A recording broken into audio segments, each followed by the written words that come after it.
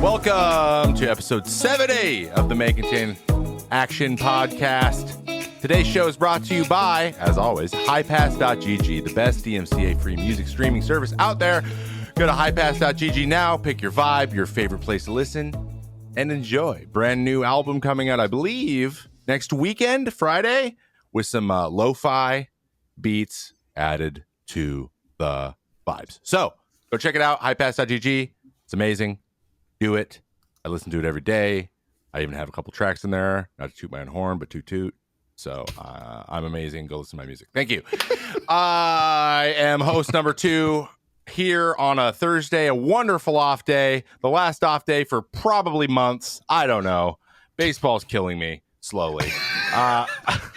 I'm Trevor May, and with me as always, Paul, ActionJaxon. Hello, hey, Paul. It's me. It's Paul, and I don't know how Trevor still has a job when he badmouths baseball so much. You think they'd be like, you know what? I don't think Trevor's heart's into it. Maybe we should. My heart's into it when I'm there, and when I'm not, it's in other things. Okay? There you go. Okay, fair enough. Want to be on the pod? Call and leave a message or text 503-908-9526. We actually have an actual message today from a human being with their voice. Big props to that person. We will hear from them a little bit later, but leave a question and you may make the episode again. The number is 503-908-9526. We have a phone number and you can call it and you might be on the show if you have a good question. But the most important thing is our guest. This guest is... just let me list the number of things, okay? This guy was a professional Call of Duty player, the chief creative officer for G Fuel Energy, co-founder of Control. It's the meal replacement shake that if you haven't heard of it, you're under a rock because the stuff is insane. Just shout out to the Cinnamon Toast Crunch version. Founder of Paper Crowns, a multi-award winning creative and marketing agency. Founder of Envy. Yes, you've heard of Envy. Also the parent of the Dallas Empire and the Dallas Fuel. I believe that is an Overwatch League team and a Call of Duty League team as well. Yeah. Esports entertainment conglomerate and InstaSense. To be honest, this will be releasing soon, it says here. I don't even know what that is, but I'm intrigued. It's clearly cologne for Instagram, okay? Pretty much. Clearly. Wow. So Skyler Johnson is here, everybody. Woo! My lord. Yes, sir. Yes, yeah, sir. I hope you're excited. On a rap sheet. Tell us about everything. Can I ask you guys to do some hype for me on some videos and stuff in the future? This is crazy. Absolutely. That's 70.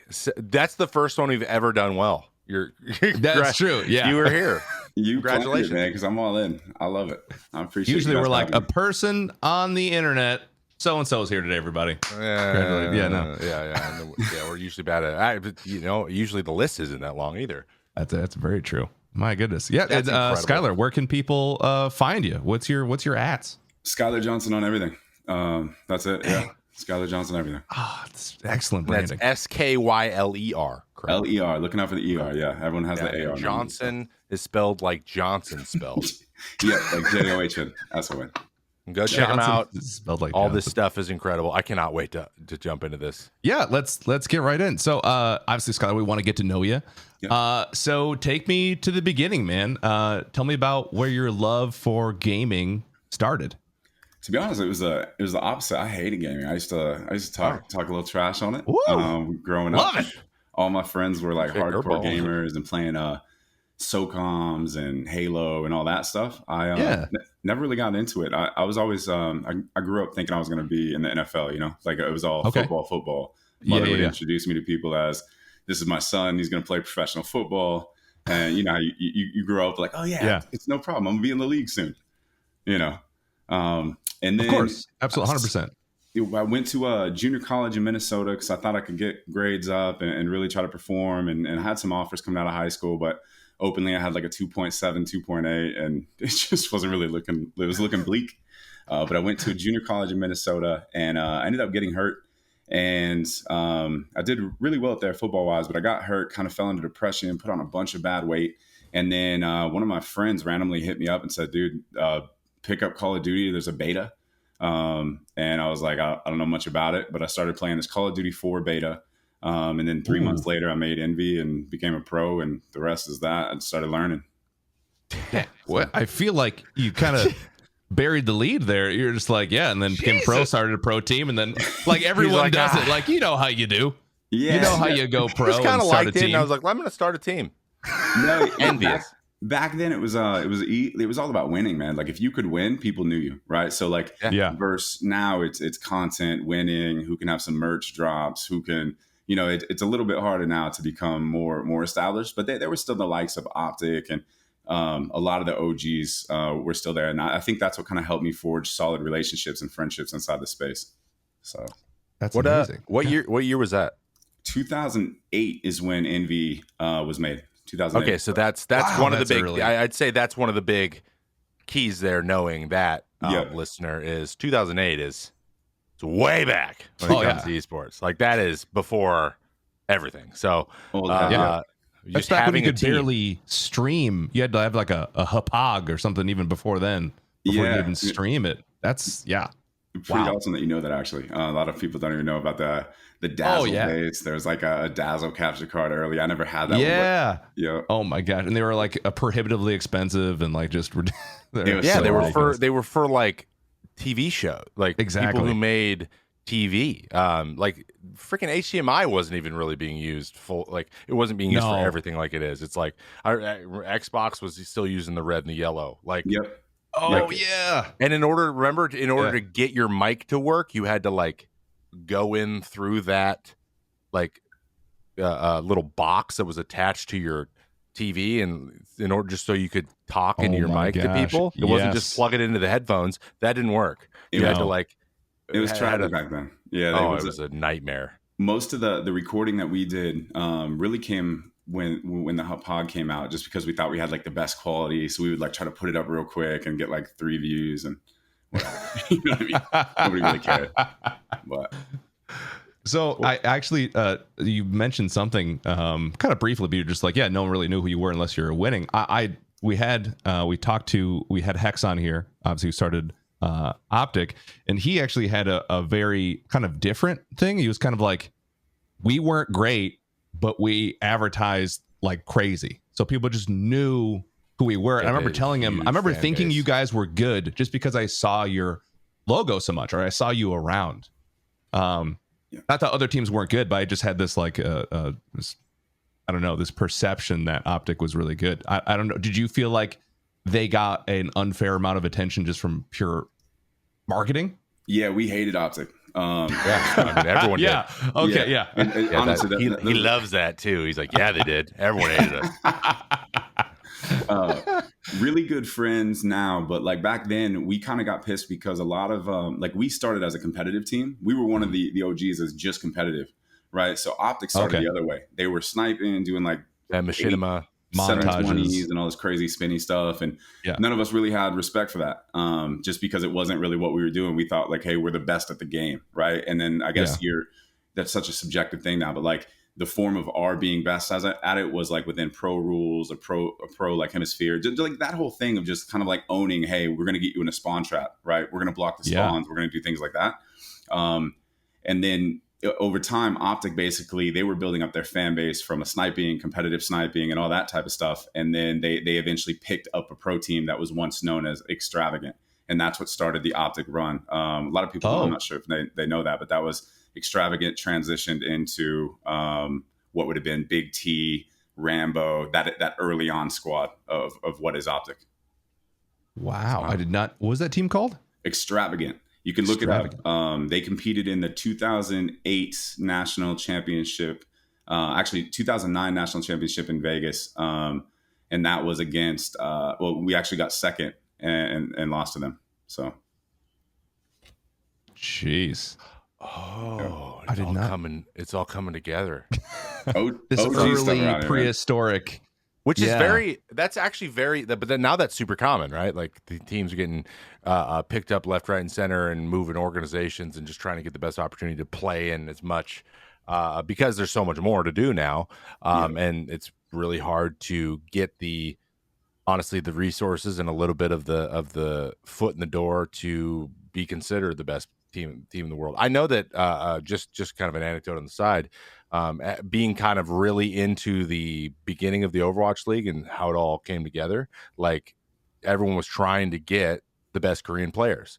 And there was a huge thing about Korean players, some Korean groups, like 2, 3, 4 players wanting to stay together. So like it was really hard, right, to like make that much space in your team and then not have the entire team be Korean because of, you know, communication and the playing style and all this stuff. So it was this whole thing where they were like, these two guys are like the best ADSs or AD carries, but they need to be together because that's how they play. And then was like, well, we only have a spot for one. Yeah. So it was really interesting in that first season. But now like with the kind of expansion, basically they'll just expand and then they'll just get a whole team that's playing over there together and just bring everybody over and then just make adjustments. But yeah, going and acquiring teams and you know, I've had a relationship with Luminosity over the years too, and that's something that Steve over there prides himself in is like being able to get really good groups of people, like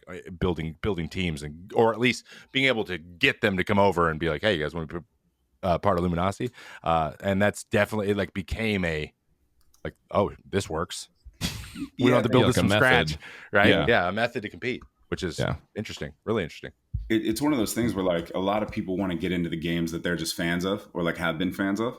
And that to me is like the worst strategy that you can ever do, because it's just you can't compete with these guys that have been around for so long, right? So like I like to, like, for example, if I was an org and I was starting a new org right now, it would be Halo. You know what I mean? I would start to look at who's going on in that Halo sphere, like what's going to happen over there, and then really start to pick up some of those teams to kickstart the org, or like a Rocket League back when that thing first launched. I think that strategy is the best thing that you can do if you're starting now and like you really want to take over that competitive.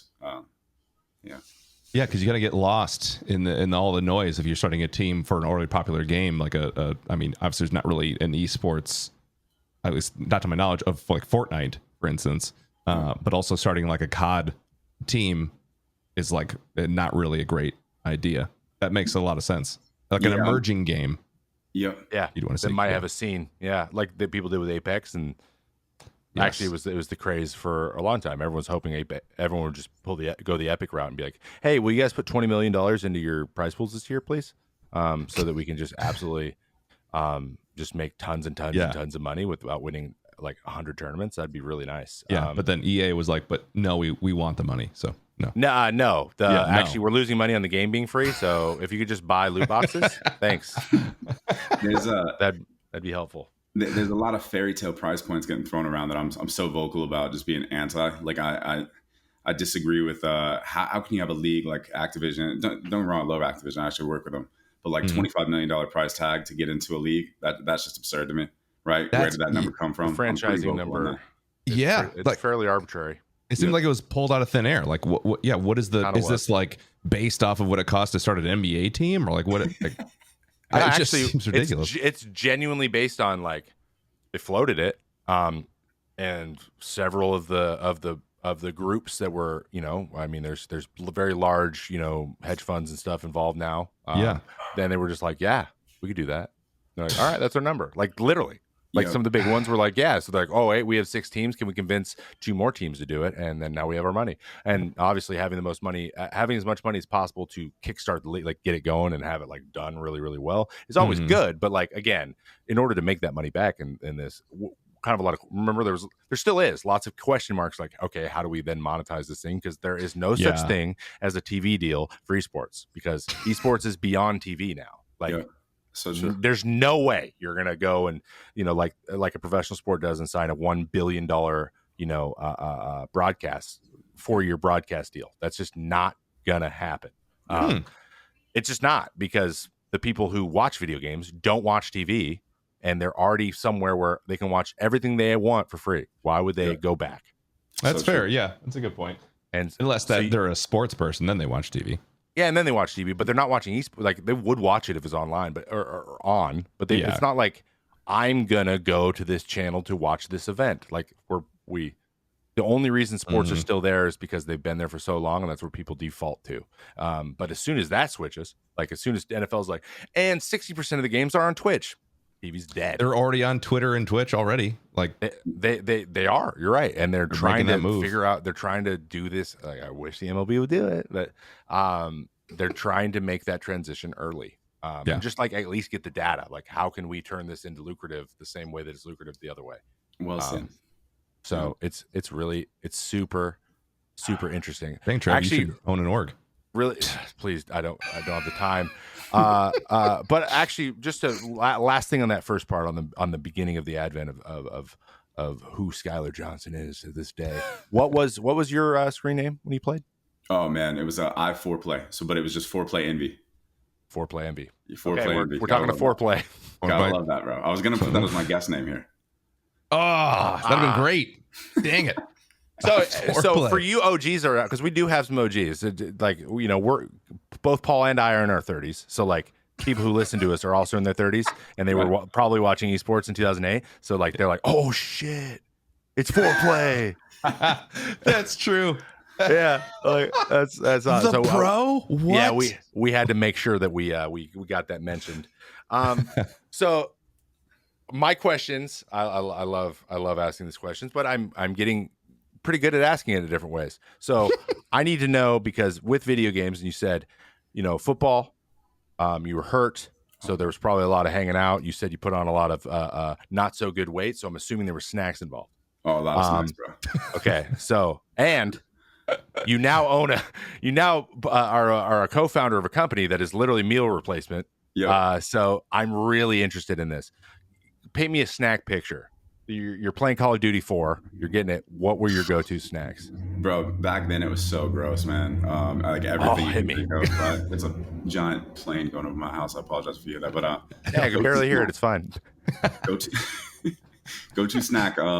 I mean, back then, man, it was like just 2 liters of soda. It was pizza. You know what I mean? It was literally whatever. Because it would be this, man. I was in a team house, so that didn't make things better. Ooh.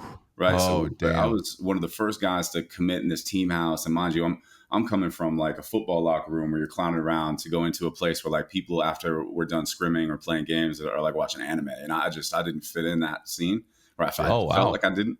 And then I started just picking up everything you could eat, bro. It wasn't healthy at all, man. The go-tos, man, maybe that's why we made the initial line, the cereal flavors. I was always eating cereal. I was always doing things like that.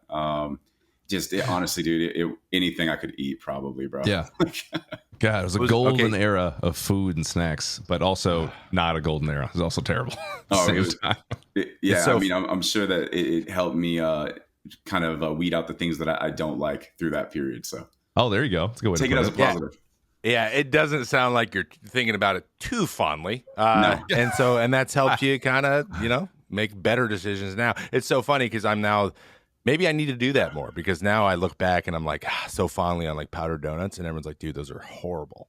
And I'm like, yeah, but I still like them. Like, and I get shit for it now still. Everyone's like, dude, maybe if you didn't eat so many goddamn powdered donuts and focused on pitching, you would pitch better. You know, like that's, you know what it is. That's the world I live in now. And I should be like, yeah, no, that was a bad time. I don't do that. I eat salad, only salad. Salad now. But you mentioned 2-liter soda. What would be a go-to soda? Oh, dude, Pepsi, Mountain Dew, whatever, bro. Like, yet again, what do we got? The go-tos back then. Now it's like if I drink a soda, it'd be like a cherry Pepsi. I would always. Okay, that's what's up. A treat. 100%. I need some answers back though. Go to whatever for both of you. Oh dang. Back in the day, I'm gaming. I'm sitting down. I'm playing World of Warcraft. We're on boss wipe number 72 of the first boss. I'm first boss of the raid. We're 4 hours in. I'm absolutely grabbing right now, or back then it was Domino's Pizza. Yeah. That was when Domino's Pizza decided, hey, let's make good pizza. And everyone was like, all right, let's do that. And then they did. Yeah. And it was just, that was all I ate. It was Domino's Pizza and Hardee's. I would go to town. Do you feel everything's gotten worse since back then though? Like I was even having this conversation recently with my little brother about Pop-Tarts. I was like, bro, Pop-Tarts used to be full of good stuff. Now Pop-Tarts is like cardboard, 2 pieces of cardboard put together. No, well, what do you mean full of good stuff? Do you mean full of like nutrients, or talking about just like good stuff isn't healthy for you? I meant there actually used to be something inside of it. That's all. Oh, 100%. Yeah, I actually recently got Pop-Tarts because I was like, you know what? It's been 20 years. I haven't had Pop-Tarts in forever. Let me grab a box of Pop-Tarts. I got strawberry. I was very excited. And yeah, there's like a 2-inch area in a Pop-Tart. That's good. Yeah, it's right in the middle, and that's about it. Everything else is just like hard cardboard. I think it's just we've grown up, and our taste buds are like, this is trash. Is that what it is? That's got to be what it is. It's got. I can't imagine they changed their ingredients. There's 80% guilt attached to it too. Like we just said, like we had the bad experience, and now we know. Like I feel my entire life on minute to minute is, will I feel okay if I do this? Will I? Like how will my body feel next time I have to throw a pitch where I want it? Literally, like everything I do. So it's like I can't even. I'm done with the game, and I'm like, yeah, can't eat tonight. I'm just gonna go drink a protein shake so I can go to sleep, because my body will try to digest it all night, and then I won't sleep well, and then I'll be bad tomorrow, and then it'll snowball and everything will fall apart. Like I'm literally, that's how I think. So yeah, I believe that has a lot to do with it. Like I did. The reason this is, I love this so much is when Shadowlands came out, and Paul, you know this, I was like, I'm gonna make a YouTube video about. I'm gonna get all the snacks I got when Wrath Lich King came out in 2008, 2007. So I'm gonna get the same snacks I got for that midnight drop, same ones. So I went and got like these Score bars, which are just toffee wrapped in chocolate, which I love. The Hostess powdered donuts, the wild berries. Okay, and mind you, there was a bunch of other guys with me, so like we were sharing the bags of these, but I got them all myself when I'm 30 and doing it in my own house that I own. And I got wild berry Skittles and like the original Amp energy drink, which is just like, it's like drinking carpet. It's awful. It just coats your teeth. It's so bad. I had one and I was like, I physically can't drink this. This is horrible. It tastes so bad. And so I gave them away because I had a whole case, because it's the only way you can get that stuff on Amazon. So, and I don't think I've ever felt worse than that night. I'm never going to do it again. I'm never going to touch it. Like, were the views on the video worth it? You know what I mean?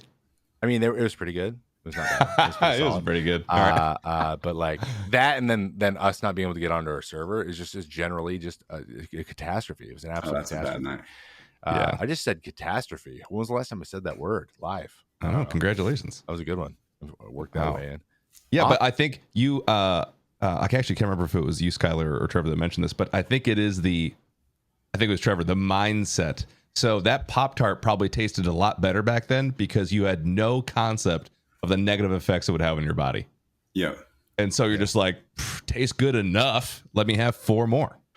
You just I never was into shove them down. It was as soon as I discovered toaster strudel, because one of my rich friends. Too much work, dude. I had to you got to break the package, and you got to no, I ain't got time for that. No, you didn't just take a bite and then just squirt some of the frosting in your mouth, right in your mouth. Well, you guys ever did that? That's crazy. No. Because the Pop-Tarts were like $2 for a box, and then toaster strudel was like you get 6 for $6. So none of us were going to the grocery store and get it. And so I would go to my wealthier friend's house, and they had toaster strudel, and I just destroy them. Yeah, exactly. In the middle of the night. The friend that always had all the hookups on the candy or like all that stuff, that was the best. That was always the best. The guy with the trench coat who just like had candy on him. Yeah, that's what I meant. Yep. That guy. No, that's what I meant. Guy with the transport can. Oh my gosh. Let's let you plug this a little bit. You taught you like I ate terrible, and obviously you probably eat better now. How do you think like snacking influenced the direction of control? Like where did control come from then? What effect do you think it had? So during that process, I kind of, when I retired from Call of Duty professionally, I went into more of a mindset of, hey, I just need to get healthy, right? So I started working out, posting about that. People actually got really interested. It kind of had like a little movement of people that wanted to get behind kind of just changing their life at that moment. And then that's when I took the job at G Fuel at the same time. Kind of introed them into the gaming space. I moved to New York for that. I was fully dedicated on that thing. So that was a big deal for me. And then that's probably the start of the whole movement of control.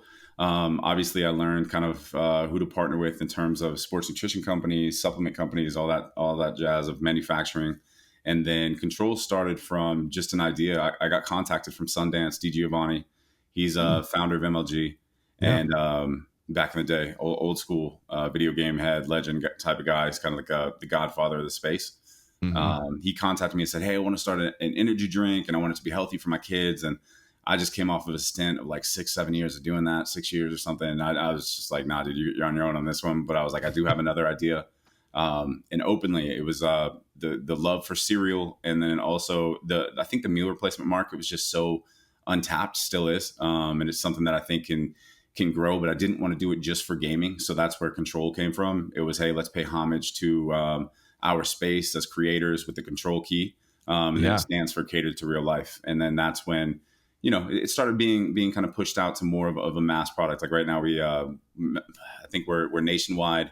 Vitamin Shop. We're about to partner with Rick Ross, which he's been touting us out almost every day anyway. And just, I think like that transition from representing gaming, but still also being able to get out there to the real world for this meal replacement thing. It's more than like a glorified protein shake, right? Like we're not even classified as a sports nutrition brand. Yeah. Damn. That's CTRL, correct? Yep. CTRL. I see someone that's on the Twitch chat. I see whoever that is on our team. All right. Yeah. Oh, yeah, right there, and it's incredible because I've tried. I believe you have like the Fruit Loops one and the Cinnamon Toast Crunch version one and the Cocoa Puffs version one. Yes, obviously not called exactly that, but that's generally what they are. They're all phenomenal, and it's really it's like a super balanced. It's got everything you need. Like it's something like I just said. I'm worried about how my body's going to feel at every moment, every day. I would drink Control every day. To be honest, if I wasn't just being handed protein shakes constantly of all kinds of different brands and that are just free in front of me, I would probably drink a lot more Control. But it is phenomenal, and I'm just a big fan of the business side of this stuff too. It's really interesting. Yeah, very appreciative of that. It was one of those things, man, where getting into this space, partnering with FaZe really helped us kind of just jumpstart it, and then Scump and Sensor, and now it's just we got a whole gang of individuals that kind of support the long-term vision of this thing, and both of you get added to that list, and we'll just start sending you guys out some stuff. And I know Paul's a little different. We got a different product that we got to come out with for him coming soon. So hell yeah, I appreciate it. I was going to be remiss if I didn't at least ask you about that. I was super curious. Just from that kind of like I don't know, keto point of view, I view it more as a medical diet than I do like necessarily a weight loss one. But some people need to be lower this or lower that. But from what it is, and I've had it, obviously with all the nutrients, it really is great. Like as far as the little pieces of cereal, I was like, that's it. That's it. You feel like you're having the last sip of the bowl. At the end. It's fantastic. That was kind of like the bottom of the bowl thing. We threw a bunch of stuff in there to survive the test of Reddit. That's kind of what we say. The test of Reddit. Reddit can rip your product apart. So I live off Reddit. Dude, rip your life apart. When I say that to people on my team, they're like, what does Reddit have to do with our product? I said, everything. Because if you go on Reddit, that thing's going to go viral enough and people are going to just shit on your product all day. They do research on Reddit. They're not messing around. Not at all, man. And for us, we threw it with stuff that I knew the gaming industry, or at least my friends in the gaming industry, won't care about, such as digestive enzymes, BCAAs, probiotics, prebiotics. Half my friends don't even know what that means, but it was up to me to say, hey, we're going to spend a lot more making this product and not make it a glorified protein shake. Like, let's really load this thing up. And then we'll survive the battle test of how much it makes versus what we're making on the ROI later down the line. Like, let's come out with a quality product. And then that product's going to evolve, right? Like, with different SKUs, flavors, et cetera, but also increasing that nutritional value along the way. I think is important, and brands don't seem to do that. I feel like when people are scaling, they go the other way, and that kind of bothers me a little bit. I think you try to just squeeze every penny. So absolutely. Do you feel like to adjust? That's awesome. Yeah. Do you feel like the love of fitness and diet or nutrition rather is what influenced your draw to the business side of the industry? Is that you think it was the main thing, or what was the thing that brought you to business rather than just playing the game? Just knowing that my career was going to come to an end as a professional, what was next, right? Like I've always been someone that kind of wants to dive into new things. Like even right after the G Fuel stint, I went to go work for a company that's selling sunrooms, doing all their marketing with my creative team. So like I knew nothing about it. Demographic was like 50 to 75. And everyone's like, wait, you're going to do what? I wanted to be able to say, hey, I know how to market to non-endemics as well. So that was a good 1.5, 2 year stint while I was developing Control at the same time. So I could get like a broad scale of marketing instead of just, I'm I'm anti talking about it. I'm kind of like be about it, right? Obviously it's a stupid little slogan thing, but like that's just how it is. I try to just like learn first, right? Or while I'm in the process of, and then just make it happen during it. So hell yeah, that's And I think so, I had to look this up because I'm a business dumb. Non-endemic, meaning essentially a business or a brand not necessarily associated with your target demographic. Is that correct? Like, like State Farm is is not endemic to like basketball. Yeah, is that correct? Exactly. All I've known is this community, right? So like I've been here for so long now. Like I told you, 2008. So like I know how to speak to our community and like resonate with what's going on, you know, like our meme culture and just those type of things versus those brands that kind of like pretend and come from the outside. I'm not against it, but like, you know, if I see one more for the gamer, by the gamer brand, you know what I mean? It's just crazy to me. Exactly. Have you seen a group of people that are more sensitive to authenticity than gamers? Not true. Like never. Because I actually just got pitched a recent company, a fintech company that was building. I don't know. They're trying to capture a little bit of the big the crypto thing with the banking, and they're like, it's a gaming app built by. I'm like, do not say that. Also, do not say esports with a lowercase e. Please, like, just please get all esport anything the word. Just remove the word gamer from everything you for your and then just kind of and you can allude to it. But do not pigeonhole them, because not only that, if you're going to a very segmented or a very specific niche audience, but they're also super, super worried about you only marketing at them, like you're not going to get them. It's like it's a catch-22. It's like it sucks. And I had to say that right away. I was like, you need to redo your deck. Yep, you got to build that out, right? I'm not even I'm not endemic in the gaming space, and I'm like, this isn't authentic. I don't like it. No, but you're building yourself out, right? Like, it's not like you just came in claiming a certain thing, right? Like you've kind of earned your stripes, I think. But honestly, both of you guys are in a position where it feels like you're authentic gamers. Like Paul, you've been playing for how long now? And I'm sure Trevor, like being a part of this community isn't like necessarily, hey, how long have I blasted that I'm part of this thing, right? I think it's just being authentic to gaming, right? And like what you do and what you have done. If anything, you know, 2008, like before that, I used to talk shit on gamers, right? Like I used to be like, oh, what are you doing, bro? Like you're going to play video games the rest of your life? I was that guy. And then I look back on it now, like what type of person am I? It's probably what the outside world sees. You know, like a lot of people see, oh yeah, they're just pro gamers playing in their mom's basement. Really, they're making like $2-3 million a month, you know, on some live streams, calling it a day. So it's in their own ass basement. Exactly. They own. They own. Yep. Yeah, that they own. That's fantastic. Yeah, that's like a thing. I think you saying that is actually just helpful for even just our listener or people in general, that you're just open about, like, hey, I used to shit on gamers. It's the way it is. Like, I wasn't always the one. I wasn't playing when I was 10 or anything like that. But as far as your, go ahead, Trevor. Oh, go ahead. You're good. No. So as far as your business side and you making that transition, how important was your team, Ben, in your business development? Like what role did they play in developing these different business models, everything from G Fuel to Control to Paper Crowns? I think huge. Like G Fuel is different because all of us were learning. Like nobody knew what we were doing, and if anyone tells you different, we're all lying.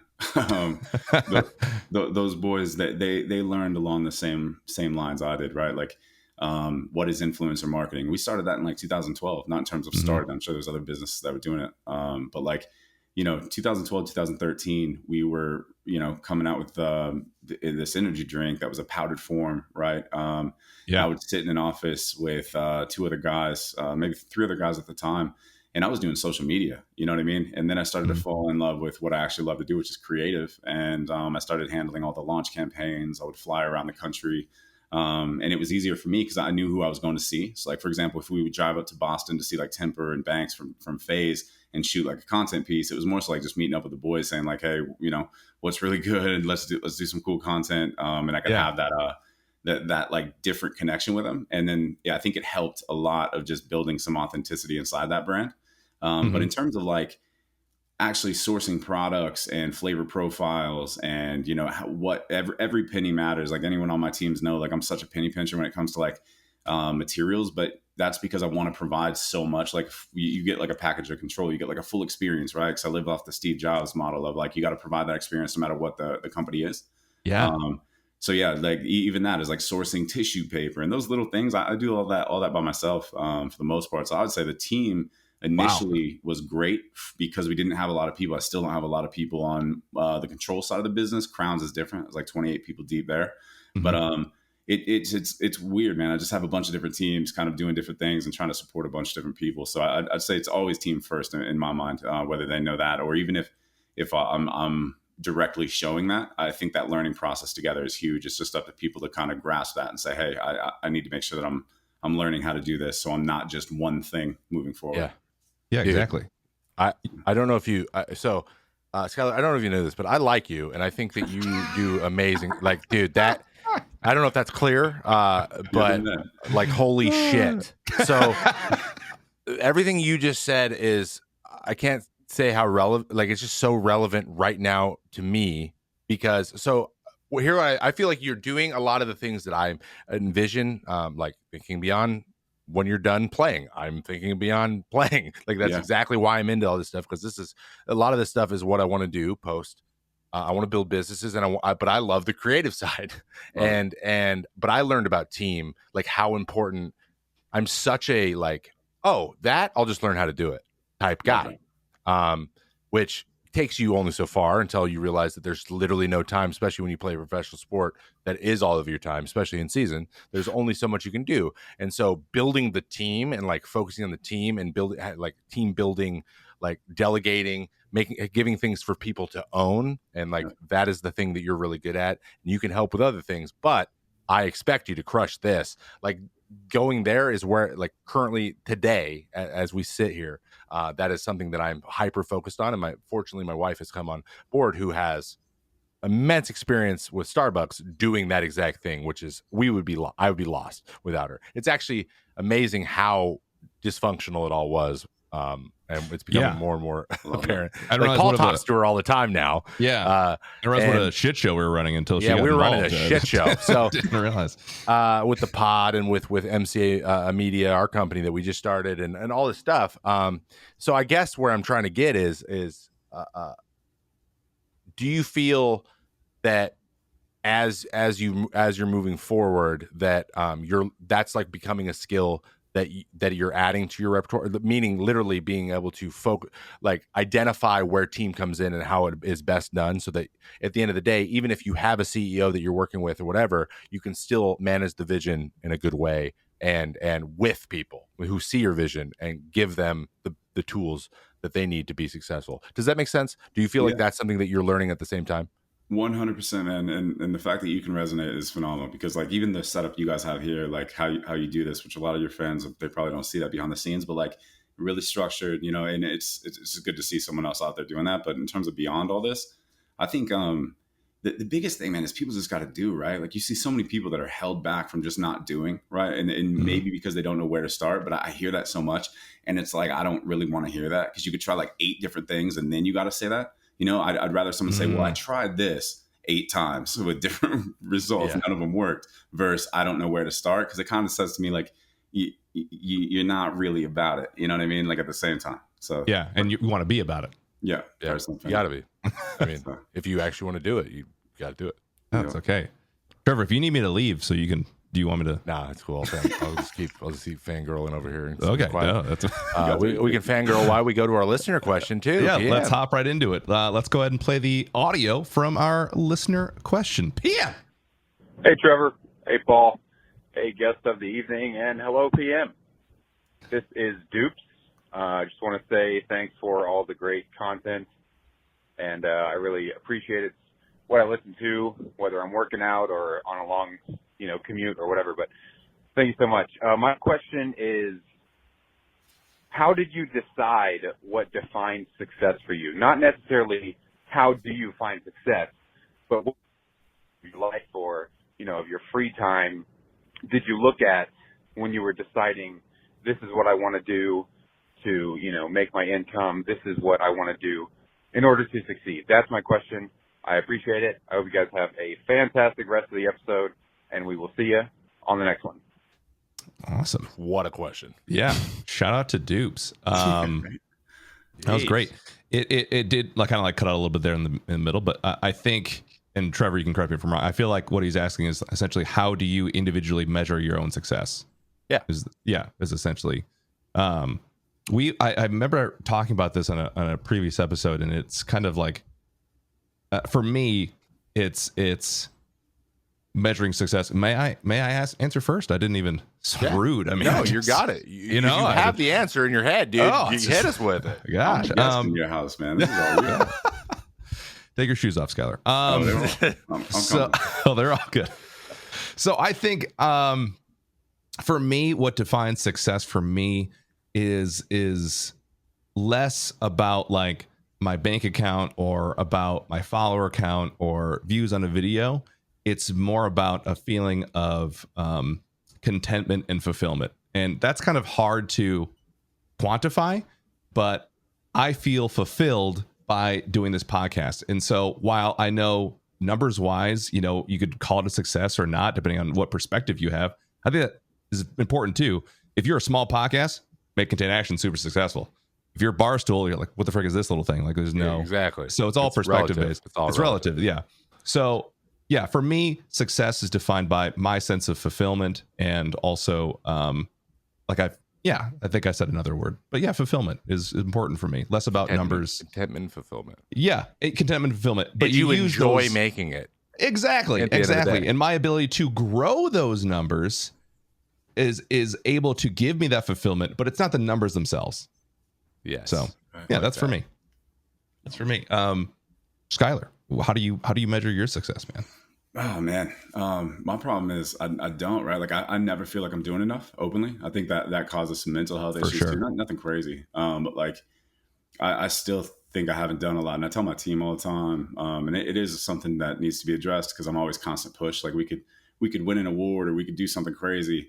Like I remember we signed the Rick Ross thing was like going through, and everyone was hyped, and I was already on to the next. And I think I don't cherish those moments. So I think I'm the opposite. I don't actually determine success, because I currently don't do that, right? And I think maybe that's why I'm involved in so much and kind of dealing with that stress a little bit.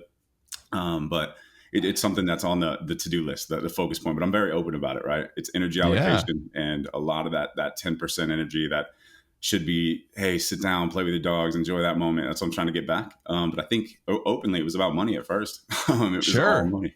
It was all, hey, I got to become a pro Call of Duty player so I can pay my rent. Because back then, oh man, if you guys saw the deals, like, man, we were winning tournaments for like $700. Bro, yeah, no, it was hilarious. Yeah. We won a national championship for $12,000 and split between 4 people after taxes. I remember going a lot of money. MLG Anaheim in like 20, I don't know, it was like 2010 maybe, or 2012, I don't remember. But I remember like them like holding up the check right before they won, and I'm like doing the math. I'm like, okay, so it cost me this much to fly out here. And like I'm this old. They're splitting it 4 or 5 ways. What? Yeah. Like, was this like fun for them? I hope they got not going in the 401k. It's hope it was fun. Whatever the costs were to get here. Exactly. And that's all we knew though, right? So like we were hitting up the tournament like advisors just to make that hey, can you pay us early? We think we're going to win this. They're like, what? Like, we pay us in advance. Hey, can you front us the winnings? Yeah, and that's true story. We didn't know. We were just we were young, and we were like, all right, we're going to win this 2v2 AK-47 tournament for $400. So let's get that early. And it was ridiculous. But looking back on it is like, so for me, it was I guess going back to the question success was built off nothing but money first. It was like, hey, we got to do this. And then it started turning into the business world, where you start to see you can't really build it off money, right? Because money's going to come if you have a successful business regardless. But then it's like, what action items am I hitting that kind of fulfill me? That's like cool activations, that's giving back to a community in some regard.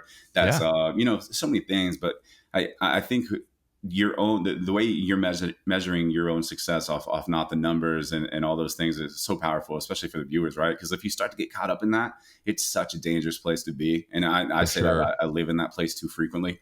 Very positive on that message though. So yeah, absolutely. I was just talking to actually Trevor Kate about this today. We had like a meeting, and we kind of touched on like, what brings like a kind of a sense of fulfillment, and like what we want to see from May Contain Action and all that. And it's very, like I think it's important to celebrate those things, like you said, Skyler. Like you got Rick Ross, the boss, and you need to absolutely celebrating that is exciting. But also it is nice to have that person, selfishly for me, on the team who is forward thinking, because I will celebrate it and I'm going to enjoy that.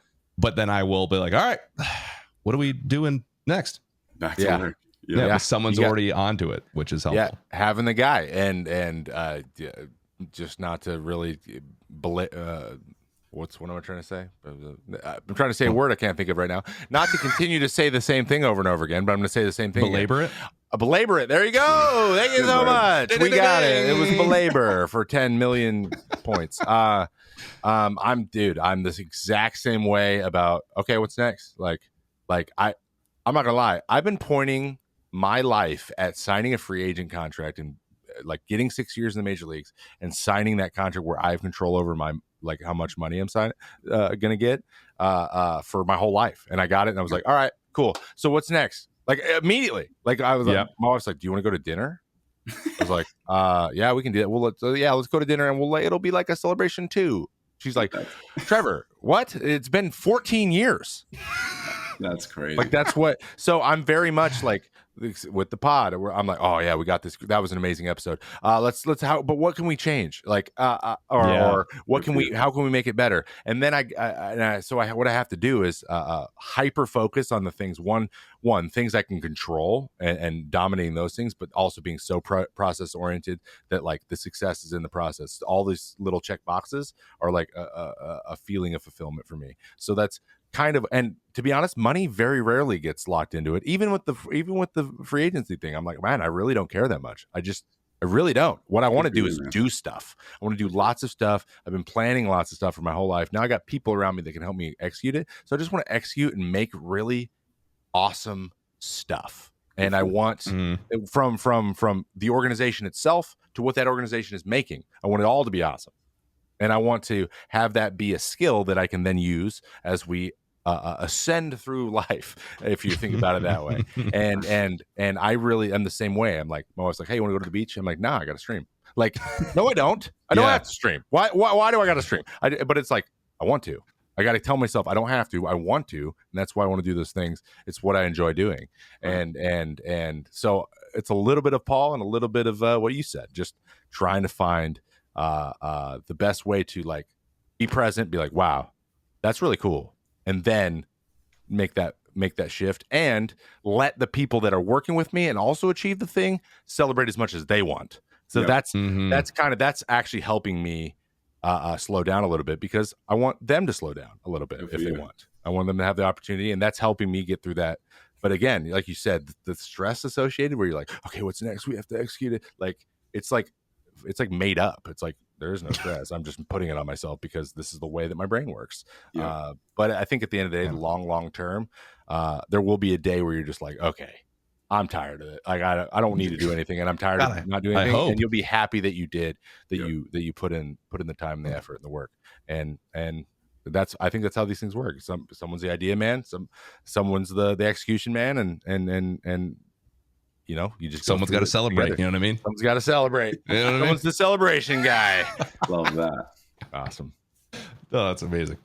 All right, before we move on to our game, which we have a game today, very excited. I got to give a shout out to one of the newest members of the MCA network. Allegedly is a new podcast from our good friends, My Lawyer Friend and Sam. Come on. It's Sam. It's an S-E-U. It's pronounced Sam. She told us. I know, but it's more fun to say. All right, Sam. Okay. That explores the intersection between content creation and the law.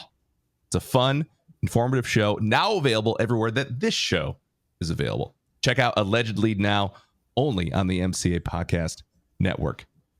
PM, hit us with our game today. What are we playing? We're going to play Would You Rather. Always. I love this. Play with us, Would you rather? Listener. Play it with us, listener. Play at home. I'm gonna give them 5 seconds to talk, just like dead air for them. Okay. First one. I'm gonna start it out easy. We're gonna get kind of complicated towards the end.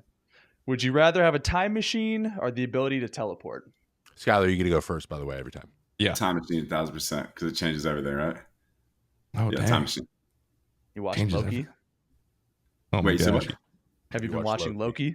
No, haven't been watching it. But, you don't want to I'm not going to say anything. You don't want a time machine. Oh, God. Uh, Yeah. Yeah, I would say teleportation because, yeah, man. I mean, time machine, you're opening up Pandora's box. You don't know what kind of time travel you're talking about. Is it like I'm going to erase from history? Is there a double version of me? Will I cause a branch timeline? Like, I don't know what's going on. Yeah, I'd rather just be able to teleport too, because, and this is going to seem very petty, but also I really want to. I want to be able to teleport into my clothes so that I never have to get dressed. Because a lot of people don't know this about professional baseball players, but we change our clothes like 8 times a day. It's awful.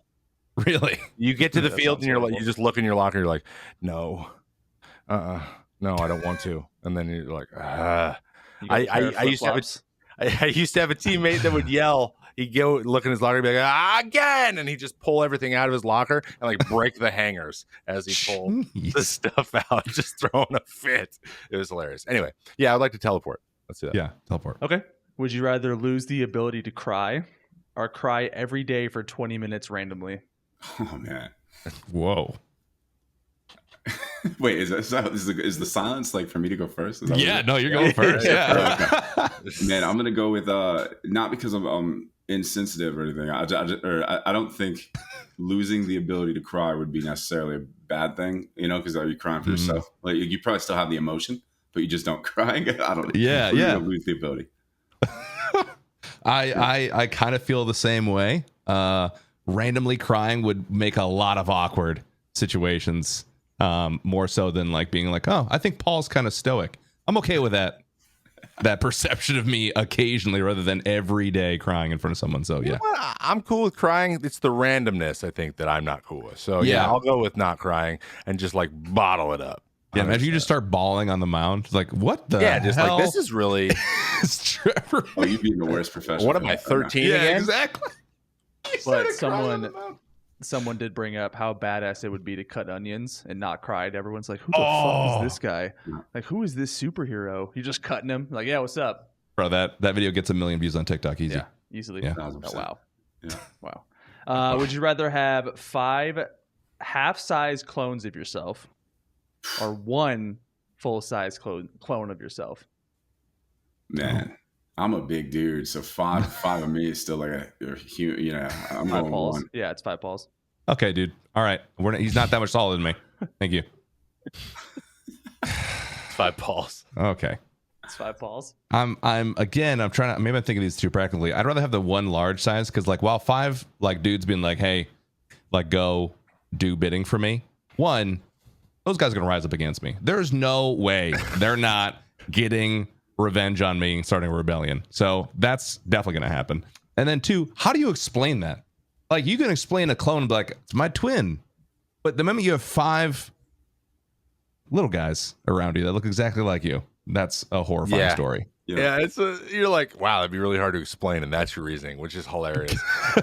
Same. I would have one big version. I'm a big dude, and just being like, you're my bodyguard, T2, and yeah, dude, have him pitch for you. Never play baseball. Oh, I would never have to play. You'd never have to play again, and he could get paid, but that's my money. That's my money. So basically, he's my baseball slave. Love that. But yeah, having half-size people, me again, I think you're right. They would clean the house, sure, but man, it would be weird. Exactly. Where do you keep them? You know, there's a whole mess. Yeah, where do you put them? Oh, Lord. It's a lot of waste using the toilet. All right. Anyway, go on. Would you rather be trapped in a romantic comedy with your enemies or trapped in a horror movie with your best friends? Oh man, God, these questions are great, by the way. Good for you. Yeah, I told you they get better as they go. Do you guys have enemies? Yeah, enemies is a strong word, and I guess I like They're all on like Twitter, and I people- don't actually know them. You know what I I mean? wouldn't necessarily say enemies. I would say people who, You there's dislike. people who kind of annoy you. Or you don't get Okay. along with. Or, All right. Yeah, you just don't get along with. That put it into contest for me. Yeah. right. The horror movie, I mean, that could just go so many different directions. You know, like if I'm so anti the horror thing because of Freddy, right? The hey, you go to sleep thing. So yeah, I think I'm gonna go with the romantic comedy, as unfortunate as that answer is. Yeah. And that makes a lot of sense. For me, like on a personal level, horror movies don't typically work out for me. I see what you mean. It's gonna be yes. a quick movie for me. So I'm gonna probably go with the romantic comedy with my enemies, so I can ensure my survival till at least the end of the runtime. See, but if you had 5 of you, Yeah, but there's 5 Can literally. bring my 5 clones in. You can be the winner. No, just throw them at the murderer. Just like Paul. take them. Paul. No. Jordan Peele directed this one. You're fine. oh, okay. You're good. You're good. You're good. I'm gonna get Fine. out. You're gonna get I'm out. gonna get out. I'm rom-com too, because it's the difference between being annoyed perpetually or possibly dying horribly. So I will say rom-com, and at least there's some comedy and some people are enjoying it. You know, I can be selfless. You'll eventually like it, maybe. Yeah, who knows? Maybe. I don't know. Would you rather be able to communicate with animals only, or only be able to communicate with people from another country? So every country you go to, you can't speak the native language. What? Wow. So, like, for example, in America, you can't speak English. You can only speak, like, Spanish. And then if you go to Mexico, you can only speak English. But I can communicate with the English speakers in, like, Spain. Other people that aren't from there. Other people that aren't from there. Yeah. Wow. That's really specific. Wait, or animals? Yeah. Or only animals. I think I'm gonna keep with. I really don't have the interest to communicate with animals. I have a great relationship with my dogs as is, so I'm going with answer number 2 for that That's one. a great answer. That's a great answer. I love how good that was. It's so genuine. I already have a great relationship with my dogs. And they respect me and fear me, and it works out really well. No, I think, same thing. I get across to my dog what I want to get across. We have a good enough relationship. I don't need to know. I don't need to hear him like think play every 5 seconds in his mind for the rest of my life. Like Squirrel. I don't need a Dr. Doolittle that. Yeah, squirrel, ball, play, bone. Second one. People. I choose animals because I need to know what Donnie's voice sounds like. I gotta know. It's true. I gotta know what that stupid cat voice like is. What are the words in his head sound like? What would his voice be if he were in Homeward Bound? Yeah. And it'd be so. I have no idea. He'd sound like. He'd be like, "What's up, Trevor?" No, he'd sound like It's one me, of the Donnie. Stooges. Is what he'd sound like. He'd be, Stooges. hey guys, what's up? You don't think it'd ruin you though if he sounded like something that you completely didn't want him to sound like? Yeah, now you're stuck with it forever. Yeah, well, I do. Or what if he spoke a different language? Oh, he just speaks Spanish? snap! Have you seen those TikToks? No, I Of have like not. the breeds that are from like different countries, and like they won't respond to something, then the owner will say something in the language, and they're like, "What?" And he goes, "Yeah, I knew it the entire time." He'd be like, "Yeah, he's a German Shepherd," and then like he's speaking English and nothing, and then he speaks German, and the guy's like, "Yeah, what's up?" I have not seen those. Those are great. That's funny. I'll look that up. Okay, would you rather have to make a 2-minute speech in front of 500,000 people, or Oof. kiss a frog once? No, Brandon. Do you get to control? I mean, I don't want to be the guy asking the questions about it, but I'm going 2-minute speech regardless. But Yeah, can you anything. control what the message that you're saying? Yeah. Oh, that's so impactful. You guys have, come on. 500 MCA pounds. on the map. This is a no-brainer, right? Oh yeah, easy self promo for 2 minutes. Like I'm gonna pop a couple CBD gummies. I'm gonna chill out, or what, and I'm just gonna go up there and be like, "Hey, look, make an action podcast. All right, let me talk to you about it for 2 minutes." Yeah, There you go. absolutely. I'm talking in front of people, man. That's so many people that you couldn't even lock eyes with anybody. In a Trevor. You're right. group. Exactly. Exactly. I love how people in chat. What There's kind of frog? 500,000 people watching What this kind show of right frog? now. Yeah. They're Although- like, I don't want to do that. What kind of frog? Oh, they're doing the roast of Tim for however long I was up there. I was immediately flop sweat. Like as soon as I got to the mic, I was I can't do this. So we'll see. Fun. God, take me back. Good time. So would you rather have the ability to read minds of everyone in the world, or be able to move objects with your mind? Jeez. I appreciate you guys letting me go first on these. I'm going to move objects because I think you'd find a lot of people that don't really like you, and that would just be a shame. Or like, Yeah. have For your mental, it'd be awful for your mental. That's true. And Yeah. you can move your clothes onto your body. Yeah. You tying all of them You together. with circled your back. 5 little guys. It's good. Full circle. It's a vehicle in comedy, Paul. Look it up. It always comes back to not You wanting make to a get joke dressed. at the beginning, and then you end with the circling it back to that same joke. Stand Freaking up. so smart. And Stand Up 101. No, that's a good call. I think dang, now I have to think about Trevor teleporting is to his Trevor teleporting into his clothes. What was the question one more time? That's all I can think about. Ability to read minds of everyone or ability to move things with your mind. Yeah, I don't want to be depressed forever, so I'm going to be able to move things with my mind. Yeah, I'm going to pick up things and feed myself pizza. Imagine how lazy you would get if you had that ability, though. Ooh. Yeah, but like at least I wouldn't know that everyone hated me, or like or like imagine having an insecurity confirmed. Dude. Yeah, like this guy's thinking about my shirt, and he's like, "What shirt is that?" Like, no, exactly. No. Would you tell people though that you could move objects, or would that just get really sticky? Oh, you would get tested on 100%. No, that and you would become the pickup truck guy. Oh, you'd be the, hey, I heard you have a pickup truck. I kind of need something moved Saturday. Like, do you have time to do that for me for free? Hey, Paul, you have godlike ability. Can you help me move a couch later? Like, is that cool? Or yeah, so imagine that like every weekend, like, hey, I'm going to IKEA. I just don't really have a car that fits this. Can you just move this with your mind? Like, you'd be like, oh my goodness. I'd make up something like, power's gone. Sorry. Yeah, sorry. It only lasts for 10 seconds at a time. Rip F. Comes and goes. Yeah. All right, last one. Would you rather be in an elevator full of noisy high school students or an elevator full of judgmental middle-aged men? Ooh. So the high school students would just be like, sheesh. Yeah. And the middle-aged guys would be like, taxes. Biden. Maybe we've got Trevor May focused on baseball instead of. I think they'd be more judgmental towards you than the government. Yeah. Okay. Oh, yeah. Okay. That's fair. Yeah. Kids. 100%. Yeah. Likewise. Kids think I'm cool. Oh, man. They're wrong. Part of me wants the old dudes who are judgmental because I'm just like, I don't know. I'm ready to clap back. Like, what are you going to tell me? You think you're better than me? Your New Balance shoes. This elevator isn't that long, so it might be good for an experience, right? Yeah, it's true. Yeah, exactly. Yeah, like hit me with it. Like, what do you? Yeah, it's only a couple floors.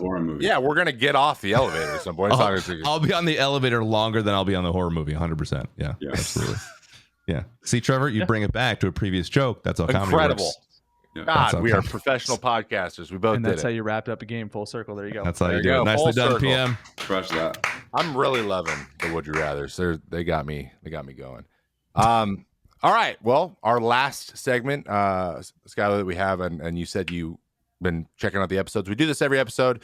We give a little shout out to some content we've been consuming. I know that we've kind of opened it up. At first it was like, streamer or because we were kind of focused a little bit more into that world, but we've kind of opened it all the way up to like anything, TV shows, whatever, or someone who's doing something that's kind of like outside the box that you've enjoyed and you want to give a shout out for. So I will go first. We'll let you like noodle on it. I don't know why I'm saying noodle. I've been saying noodle a lot. It's from the show Mythic Quest. Have you seen that show with the guy from Always Sunny? Rob McElhenney. Anyway, it literally makes fun of Blizzard. It's hilarious. But he says noodle all the time. He's like the head of a gaming studio. Anyway, so I'll let you think about it, and I will go first. Someone actually recommended this on Twitter, and it's something that I follow anyways. But there is a channel on YouTube called MLW. It's Major League Wiffle Ball, and they run a full league with like full length games on their channel with like 5 cameras and actual cameramen and they have sponsors on the freaking fence, and these guys are like professional wiffle ball players, and it's actually incredible. So if you're into alternate sports like disc golf and I don't know, it's very much in that ultimate frisbee. It's very much in that vein. It's awesome, but from the standpoint of like, I'm just like, this is really well done. So if you're like into something, you're like, I don't know how I would do that on YouTube, go watch them and you'll get some inspiration. Trust me. Okay. Hell yeah. Freaking love it. Pretty cool. All right. That league. Okay. That league. I actually watched a little bit of the video while you were talking about it. It looks amazing. They move the ball way better than you. Yes, my shout out is just kind of a random one. Unexpectedly, I get on like rabbit holes on YouTube, like I expect a lot of people do. I've been super into God of War recently, and the lore behind it. I like lore a lot, so that like is important to me. And a guy called Captain Kuba, with a K, Kaptain space Kuba. Just like kind of breaks down some of the lore of God of War in a really concise way. Like I like when people do their research and present it in a way that isn't boring. So yeah, he's been doing a great job. His channel has blown up in the past over the pandemic, and he does a really good job. So he's doing a lot of God of War stuff right now, but he does other stuff as well. So Captain Okuba, been watching a lot. Nice. Love that. Yeah. I'm actually gonna check that out. Awesome. Very cool. I'll probably go. So I've been into. I went in this weird 106 in Park freestyle battles. Don't judge me. What? Let's Yeah, go. it's old school, super old. So oddly enough, I've been listening to a guy named Blind Fury. If you don't know him, he's the best freestyle rapper I've ever heard in my life, personally. Wow. Definitely go check out Blind Fury. And he's still doing it to this day. So he's been doing it since then. He streams every, I think, Friday or something. I've never actually tuned into the live ones yet. But definitely go check out Blind Fury if you're into that type of thing. Oh damn! Look at this dude. Oh wow! That's sick. Yeah, I used to be way into that stuff. Dude. That and beatboxers, like beatbox battles, dude. Yeah, same. And I wanted to just bring it back. You know, it was good back then, so it has to still be good. Yeah, incredible. Look at him watching a video 7 years ago. Yeah, he's on Friday Fire with Sway. Wow. Sway. Oh my gosh, Sway. Oh wait, 7 years ago sounds like a long time. That was 2014. That blows my mind. Crazy. I think 7 years ago I was like, oh yeah, like 2005, 2006. That's ridiculous. Oh my god, I saw 2014 was 7 years bro. ago. I saw someone I think of someone on TikTok and was like, when you reference 1995, if you were born in like, you know, anywhere from 85 to 90, when you reference 1995, that is literally to kids now what 1965 is to us. And I'm like, stop. What? Stop. Like, so like the 30 years. So like if you think like young kids now, people in their 30s, like 5-year-olds think of the 1995 like we think of 1965. Does that boggle your mind? I want to throw up. Because it hurts my heart to think of that. Yeah, I'd rather not even think about that. That is. Oh my god. That's the context they have there. Oh yeah, when we put a man on the moon. What? Excuse me. I was thinking about this the other day. Who's a rapper you guys listened to growing up? Lil Wayne. Nas. No, like growing up, like you were a kid. Kid. Nas. Kid, yeah. Nas, 50 Cent, Eminem, right? Yeah. Oh yeah, sure. To kids nowadays, that's Drake. Wait. Think about it. Drake's so old. when you were 10 and listening to like 50 Cent and Nas, there's like that's Drake. What? For these 10, 11-year-olds now. And that like every time I think about that, I'm like, It's funny because we were listening to Drake too back then. He's that old. Yeah. All these damn SoundCloud rappers now. By the way, Eminem, just so you guys know, Eminem's like 50. Did you know that? He is He's ancient. 50 years Jay-Z? old. He was 30 when he was hot. Jay-Z has to be up there, right? Oh God, what is he? Jay-Z age? Late 40s. 51. 51? What? No, him and Eminem are like the same age. But Jay-Z didn't get his start, I don't think, until he was like They were, yeah, 30? he was older. Yeah, he was older, so was Eminem. right. Wow. Yeah. Wasn't it? I just saw the other day. Akon lied about his age the whole time. Really? No, I didn't know that. That's Yeah, dangerous. I think he was really like 40 something. Like, Yeah, he was old. He was old when he got discovered. Like, Yeah. I remember being like, that guy's pretty old. Yeah. God. But he sings a good hook, so. Bro, let's these give are him a my shot. favorite episodes when we just all collectively are just old and we just talk Yeah. about it. It's my favorite. Yeah. 2040 is closer than 2000. Shut your mouth. Stop. I don't want to talk about it. Well, then Don't wanna there's think that. about that What is anymore. the thing? Everyone's like, hey, it's the TikTok of them showing their ID to buy alcohol. They're like, oh, you didn't even look. Oh yeah, the year has a 19 at the front. And you're like, when you realize that people born in 2000 can buy It alcohol. just has a 1. Yeah. Yeah, if it starts with a Like, oh, one. you're good. If it starts with a 1, you're good. wasn't I saw the other day? I Am Legend was supposed to be 2021, right? Oh, kid, What? dude. Yeah. Yeah, I think I Am Wait, Legend. what does that mean? Didn't that It was- take place? I in Am Legend was 2021? supposed to be in this year. 2021. Yeah, it had something to do with a virus and stuff. Yeah, I haven't seen that movie forever. Wow, could have been 2020. They were a year late. Oh, snap. Can you imagine if they did that? That'd have been a whole controversy, 100%. Holy 100%, crap. yeah. Conspiracy. I came on the show with a tinfoil hat or something. Thanks, Whatever. Skyler. Appreciate that. You just putting your conspiracy theories out there. That's what I'm here for. Well, guys, listeners, viewers, anyone who is listening live as well, we're on Twitch. You guys have 2 ways to get onto the pod. In addition to the review of the week, you can use your phone number, our phone number, 503-908-9526. You can leave your question there in voicemail or text. We love to hear that sweet, sweet voice. So leave a voicemail if you can. But if you're real shy, that's all right. You can leave a text message as well. And before we go, shout out to that very review of the week. This one comes from YouTube. And it's from the Colazo episode that we did. Speaking of kids making $1 million a week, hanging out in their parents' house. My gosh. This comes from Rain Man. He says, I love these podcasts as a fellow gamer and streamer. It's so cool to hear Harris Heller mentioned on this pod. Oh, yeah, of course. Freaking, yeah. Harris Heller is a... Harris, you're welcome to come on the show if you like. Future friend of the pod, Harris Heller. He's an absolute OG. Freaking love it. Guys, this has been the May Contain Action Podcast. You can listen on all major carriers of the pod, including Spotify, iTunes, Google Play. You can watch the VOD on YouTube. Leave 5 stars where you can, a review as well. You just might make the review of the week. We can read that off in the next episode. Skyler, thank you so much for joining us, man. It was awesome. Yeah, you guys are top notch, man. I love everything about this. So thanks, brother. We really appreciate you making us time, dude. It was we should talk more. That's all I'm saying. Yeah. And I won't be there. Clearly, you guys can. Go, guys. You can go if you're not invited. Make sure that you're following Skyler though on everything. It's Skyler Johnson on everything. Skyler spelled with an E, and also Johnson is the way that Johnson spelled. And you know where to find us as well on all our socials. And we appreciate you guys, and we'll see you next week on the show. Bye, everybody. Appreciate it. Thank you, guys. Peace. Check it out.